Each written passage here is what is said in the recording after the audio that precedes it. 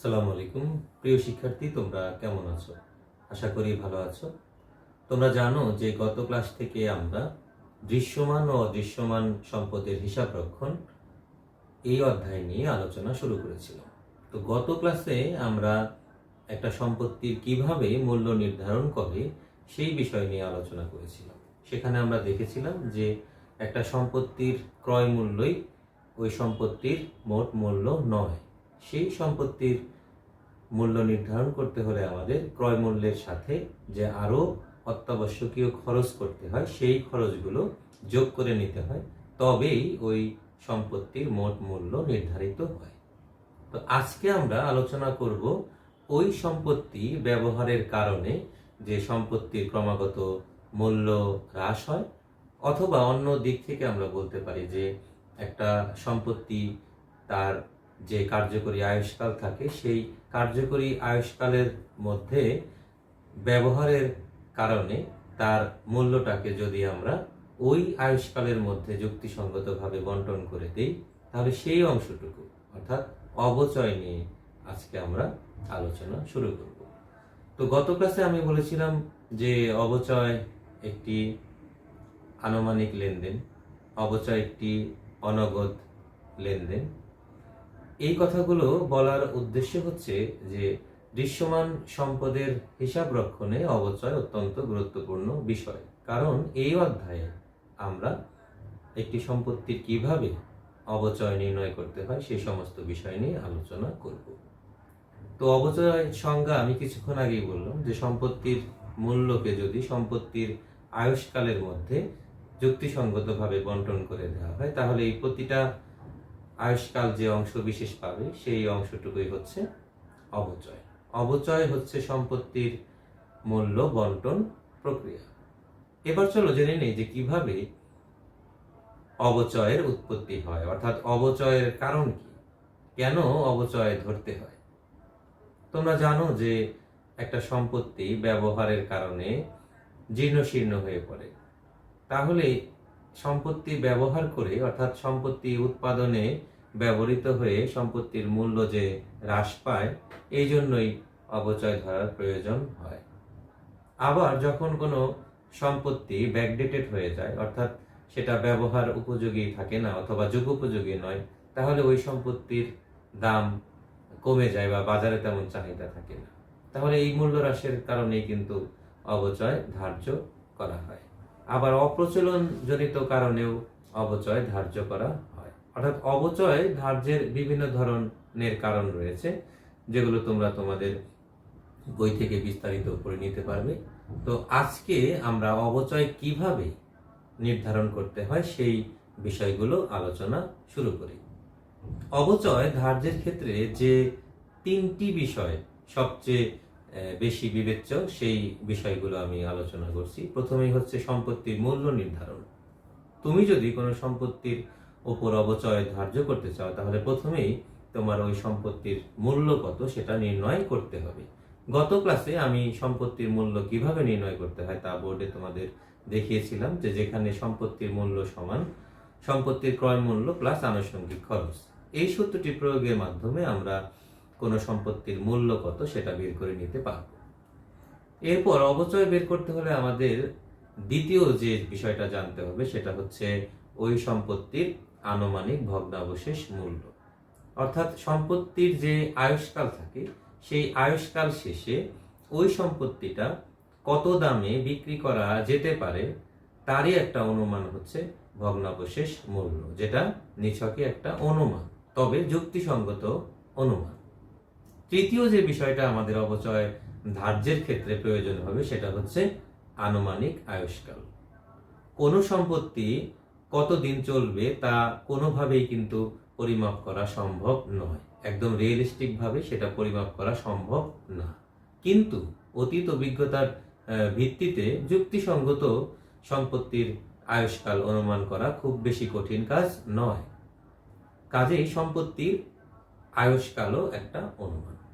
তো তোমরা জানলে যে তিনটা বিষয়ের উপর ভিত্তি করে কোনো সম্পত্তির অবচয় নির্ধারণ করতে হয়। সম্পত্তির মূল্য, দ্বিতীয়ত বলেছি ভগ্নাবশেষ মূল্য, তৃতীয়ত বলেছি সম্পত্তির আয়ুষ্কাল। এই তিনটি উপাদানের মধ্যে তোমরা লক্ষ্য করে দেখো দুটি উপাদানই অনুমান।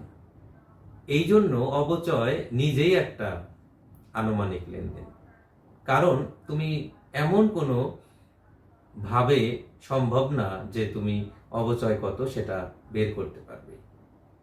তোমার বাসায় বিভিন্ন ধরনের সম্পত্তি রয়েছে, তুমি বুঝতে পারো যে এটা ব্যবহার করার কারণে ক্রমশ আগের চেয়ে জরাজীর্ণ হয়ে যাচ্ছে, কিন্তু কি পরিমাণ এক বছরে সেটা ক্ষয়ে গেছে সেটা কি তুমি পরিমাপ করতে পারবে না।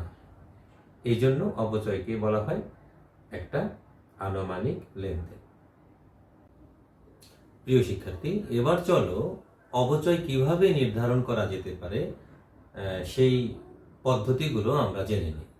অবচয় ধার্যের অনেকগুলো পদ্ধতি রয়েছে, কিন্তু পরীক্ষায় আসে এমন উল্লেখযোগ্য পদ্ধতি আমি এখন ধারাবাহিকভাবে আলোচনা করছি। তোমরা দেখতে পাচ্ছ অবচয় ধার্যের উল্লেখযোগ্য পদ্ধতি, এখানে কিন্তু সকল পদ্ধতি নেই, এর বাইরেও অনেক পদ্ধতি রয়েছে, কিন্তু সেগুলো খুব বেশি অনুসরণ করা হয় না।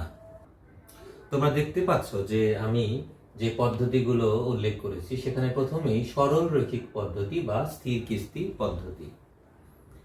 অবচয় ধার্যের ক্ষেত্রে সবচেয়ে প্রচলিত এবং সহজ পদ্ধতি হচ্ছে সরল রৈখিক পদ্ধতি। এর নামের মধ্যেই রয়েছে যে এই পদ্ধতি অত্যন্ত সহজ সরল বলে এর নাম সরল রৈখিক পদ্ধতি, অর্থাৎ খুব সহজে অবচয়ের পরিমাণটা এই পদ্ধতিতে নির্ণয় করা যায়। এই পদ্ধতির আরেকটা উল্লেখযোগ্য বৈশিষ্ট্য হচ্ছে এই পদ্ধতিতে প্রত্যেক বছর অবচয়ের পরিমাণ সমান থাকে, ফলে এই পদ্ধতিকে আরেকটি নামে ডাকা হয়, সেটা হচ্ছে স্থির কিস্তি পদ্ধতি। তাহলে এই সরল রৈখিক পদ্ধতিতে আমরা কিভাবে অবচয় নির্ধারণ করতে হয় সেটাও আমরা দেখব। দ্বিতীয় তোমরা যে পদ্ধতিটা দেখতে পাচ্ছ সেটা হচ্ছে দ্বৈত ক্রমহ্রাসমান জের পদ্ধতি। প্রথম পদ্ধতির সাথে এই পদ্ধতির পার্থক্য হচ্ছে স্থির কিস্তি পদ্ধতিতে প্রত্যেক বছর অবচয়ের পরিমাণ থাকে সমান, আর ক্রমহ্রাসমান জের পদ্ধতিতে অবচয়ের পরিমাণটা ধীরে ধীরে হ্রাস পেতে থাকে। এখানে নামই বলে দিচ্ছে ক্রমহ্রাসমান। তোমরা জানো যে অবচয়ের কারণে সম্পত্তির মূল্য কমে যায়, তাহলে প্রথম বছর তুমি যে অবচয়টা ধার্য করলে সেটা ধার্য করার কারণে সম্পত্তির মূল্য কমে যাবে। এই কমে যাওয়া মূল্যের উপর যদি পরের বছর অবচয় ধার্য করা হয় তাহলে পরের বছর অবচয়ও কমে যাবে। এইভাবে ক্রমান্বয়ে সম্পত্তির মূল্য আয়ুষ্কাল যত বাড়বে তত কমতে থাকবে, ঠিক সেইভাবে অবচয়টাও কমতে থাকবে। এই পদ্ধতি মূলত ক্রমহ্রাসমান পদ্ধতি, যেখানে সরল রৈখিক পদ্ধতির প্রাপ্ত হার দ্বিগুণ করে ব্যবহার করা হয়, ফলে এই পদ্ধতির নাম হয়ে যায় দ্বৈত ক্রমহ্রাসমান পদ্ধতি। এগুলো বিস্তারিত আমরা যখন এই পদ্ধতিতে আগামী ক্লাসগুলোতে অঙ্ক করব তখন বিস্তারিত আলোচনা করতে পারবো। 3 নম্বরে তোমরা যে পদ্ধতিটা দেখছো সেটা হচ্ছে কার্যভিত্তিক পদ্ধতি। ওপরে যে তুমি সরল রৈখিক এবং দ্বৈত ক্রমহ্রাসমান যে পদ্ধতি দেখছো সেটা কিন্তু সময়ের ভিত্তিতে অবচয় নির্ধারণ করা হয়। অবচয় নির্ধারণ করার 2 ধরনের পদ্ধতি রয়েছে। কিছু পদ্ধতি হচ্ছে সময়ের উপর নির্ভরশীল আর কিছু পদ্ধতি হচ্ছে কাজের উপর নির্ভরশীল। সময়ের উপর ভিত্তি করে যে অবচয় ধার্য করা হয় সেই অবচয় ধার্যের কিছু নেগেটিভ দিক রয়েছে। তার মধ্যে উল্লেখযোগ্য হলো যে তুমি সম্পত্তি ব্যবহার করো বা না করো, তোমাকে কিন্তু সময় ভিত্তিক পদ্ধতিতে অবচয় ধার্য করতেই হয়। কিন্তু ভেবে দেখো, কোনো বছর তুমি সম্পত্তি খুব বেশি ব্যবহার করো, কোনো বছর কম করো, আবার কোনো বছর কোনো কারণে তুমি সম্পত্তির ব্যবহার করলেই না, তাহলে কি প্রত্যেক বছর অবচয় ধার্য করা যুক্তিসঙ্গত না। এই যে অবচয় ধার্যের বিভিন্ন ধরনের পদ্ধতি প্রচলিত রয়েছে বাজারে, এই পদ্ধতিগুলোর কিন্তু এক একটা এক এক গুরুত্ব বিবেচনা করেই প্রতিষ্ঠানে প্রয়োগ করা হয়।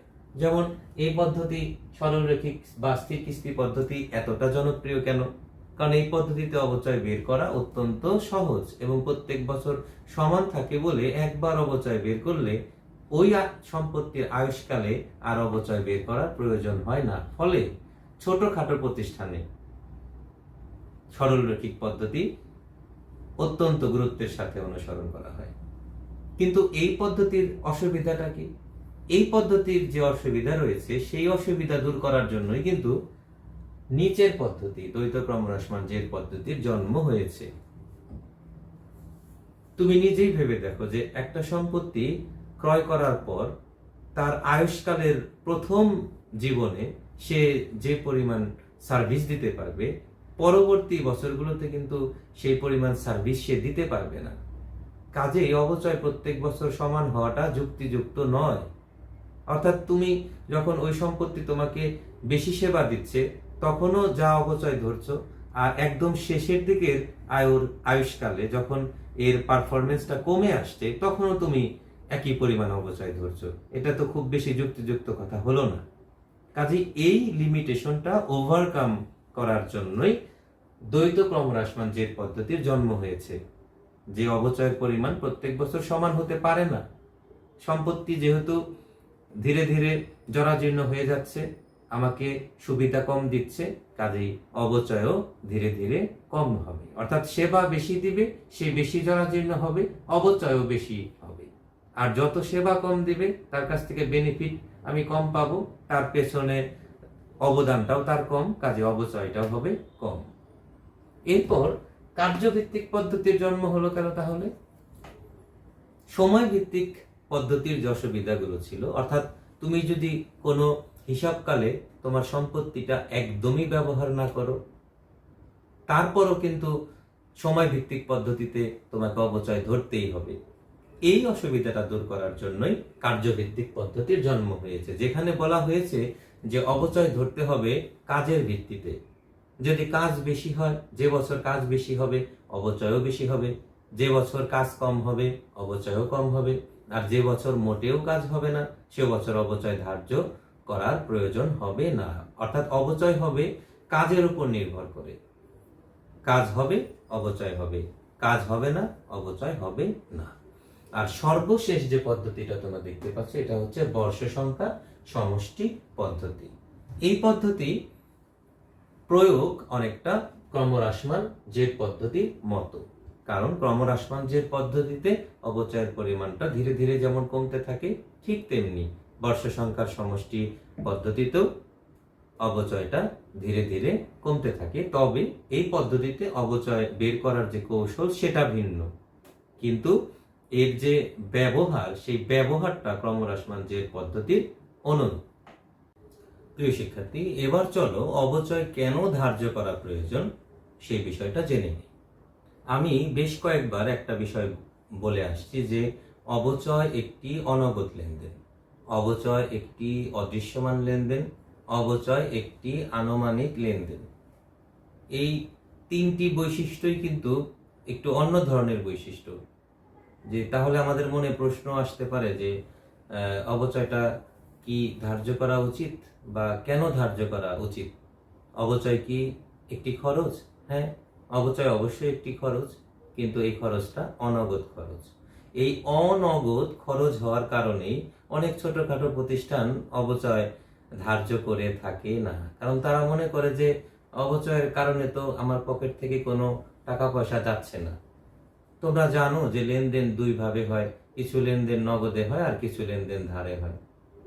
নগদে লেনদেনের ক্ষেত্রে তখনই নগদ টাকার আদান প্রদান হয়ে যায়, কিন্তু ধারে লেনদেনের ক্ষেত্রে পরবর্তীতে একটা নির্দিষ্ট সময় পর কিন্তু ঠিকই নগদ টাকায় সেই ধারে লেনদেনটা সেটেল হয়ে যায়। কিন্তু অবচয়ের কারণে না এখন না ভবিষ্যতে কোনো সময় নগদ টাকার আদান প্রদান হবে। ফলে অবচয় যে একটা খরচ, এই খরচটা লিপিবদ্ধ করা অনেক ছোটখাটো প্রতিষ্ঠানের ক্ষেত্রে বাদ পড়ে থাকে। কিন্তু অবচয়কে কোনোভাবেই বাদ দেয়া যাবে না, অবশ্যই হিসাবভুক্ত করতে হবে। কেন হিসাবভুক্ত করতে হবে? অবচয় ধার্য না করার পরিণাম কি? দুটো প্রশ্নের উত্তর আমরা একই সাথে জানার চেষ্টা করব। অবচয় ধার্য করার অনেকগুলো কারণ রয়েছে, তার মধ্যে সবচেয়ে দুটো গ্রহণযোগ্য কারণ আমরা এখন আলোচনা করব। এক হচ্ছে প্রকৃত লাভ লোকসান নির্ধারণ করা। তোমরা জানো যে আয় বিবরণী প্রস্তুত করার মাধ্যমে একটি প্রতিষ্ঠানের প্রকৃত লাভ বা লোকসান নির্ণয় করা যায়। তো অবচয় যেহেতু একটা খরচ, এটাকে যদি আমরা আয় বিবরণীতে খরচ হিসাবে উপস্থাপন না করি, তাহলে কিন্তু ওই প্রতিষ্ঠানের প্রকৃত লাভ লোকসান কখনোই নির্ধারণ করা সম্ভব হবে না। তুমি যদি অবচয়কে খরচ হিসাবে প্রদর্শন না করো, তাহলে তুমি নিট লাভকে বাড়িয়ে দেখাবে, অর্থাৎ তুমি একটি খরচ দেখালে না, এই কারণে তোমার লাভ বেড়ে গেল, ফলে তোমার প্রতিষ্ঠানের প্রকৃত লাভ বা লোকসান নির্ণয় করা সম্ভব হলো না। আবার প্রকৃত আর্থিক অবস্থা তুলে ধরাও সম্ভব হবে না যদি তুমি অবচয় ধার্য না করো। তোমরা জানো যে সম্পত্তির মূল্য ব্যবহারের কারণে কমে যায়, এই কমে যাওয়াটাকে আমরা অবচয় হিসাবে শনাক্ত করছি। আর এই অবচয়টা আর্থিক অবস্থার বিবরণী যখন আমরা প্রস্তুত করি, সেখানে ওই সংশ্লিষ্ট সম্পত্তি থেকে বাদ যায়, ফলে ওই সম্পত্তি যার উপর অবচয় ধার্য করা হয়েছে তার মূল্য কমে যায়। এখন তুমি যদি অবচয় নির্ধারণ না করো, তাহলে সম্পত্তি কিন্তু সেই কস্ট, অর্থাৎ যে দামে তুমি অর্জন করেছো সেই মূল্যেই প্রদর্শিত হবে, ফলে তোমার প্রতিষ্ঠানের প্রকৃত আর্থিক অবস্থা তুলে ধরা হবে না। তার মানে এই দাঁড়ালো যে অবচয় অবশ্যই হিসাবভুক্ত করতে হবে।